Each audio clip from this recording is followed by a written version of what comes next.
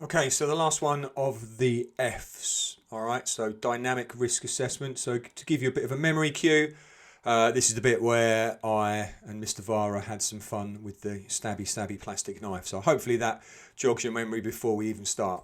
All right, so we were talking about risk assessments in general, and we're going to go on to talk about dynamic risk assessments. But the first part we needed to talk about was risk assessments in general. All right, so if you remember, what we did was we identified hazards. A hazard is something that has the potential to cause you harm. So anything that in theory could cause you harm, we call a hazard. The risk is how likely that is of that thing causing you some harm. So if you think about the classroom, think about the whiteboard, for example, or the television on the wall, that has the potential to fall off the wall and cause me harm. The risk of it doing that is very, very low. So we don't even really think about it. Okay. However, we've got the computers, and pouring water over the computers is a hazard, and the risk is much higher with that. So that's why we don't generally allow people to have, water around the computers. Or if we go down into the sports hall, lots of hazards in there and the potential to do harm. So the risk is quite high. Okay. What we then do is we put things in place to try and reduce the risk, to try and reduce the damage if the hazard were to, cause harm. And those are our control measures. So those are basic risk assessments, and we're then going to take that and we're going to apply these to dynamic risk assessments. All right. What we also did was a little bit of fun and games with the office bit there.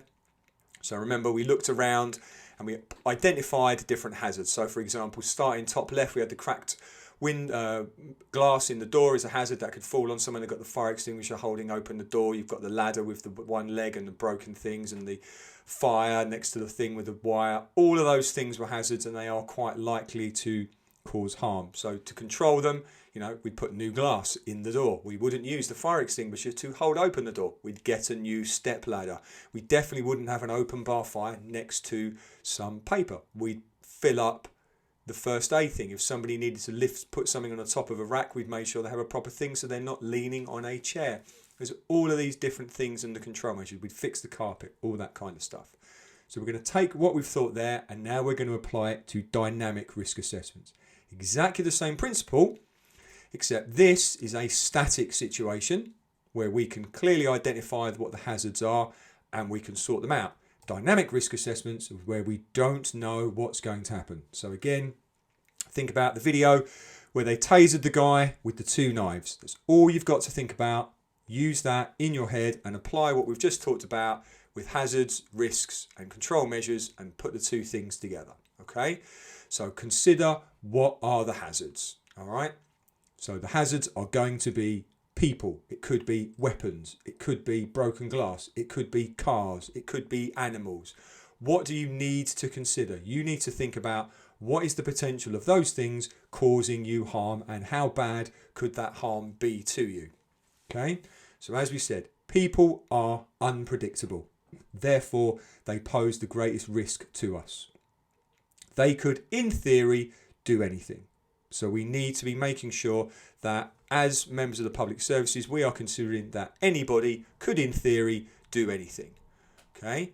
What are they communicating to us using their body language? All right? Do they look like they're being aggressive? Do they look like they're just walking along the street? Do they look suspicious?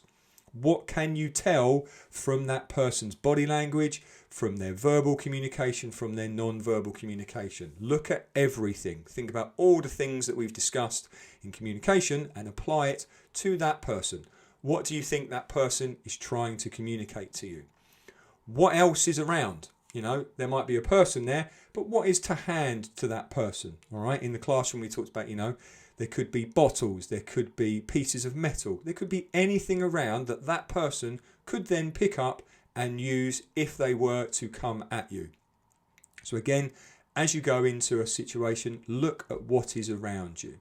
What is the person communicating to you? What is around them that in theory they could pick up and grab and use against you? Okay, where are you? So again, use the example we had in the classroom. Vara was not aware of his surroundings. He didn't think about the table behind him. So he went crashing into the table when I went towards him. So think about your exits. If you were in a stressful situation and you need to get out of there, would you be able to get out of there? Don't put yourself into a position where you can't get out. You know, think about your exits, think about when you go into something, what is the worst thing that could happen and how can you mitigate that by looking around you at the people, the objects and where you are, okay? Then we talked about those proxemic zones, all right, which is that wonderful picture there, all right? Thinking about how close that person is to you, all right? So how close are they to you? How close do you want that person to be to you? Okay, the closer they are, the slower you are going to be able to react. So that in your notes and on the spec sheet, when it talks about reactionary gaps and proxemic zones, all right, that's exactly what it was talking about and the example that I used with Vara in the classroom. Okay, how close was he? What was I able to do because he was so close?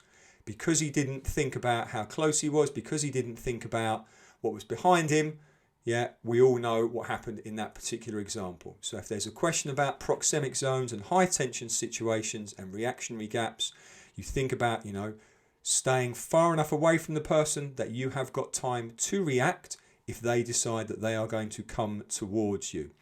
Have you considered your surroundings? Have you got enough space that if need be, you are going to be able to get out of there? All right, and that is the last bit on F.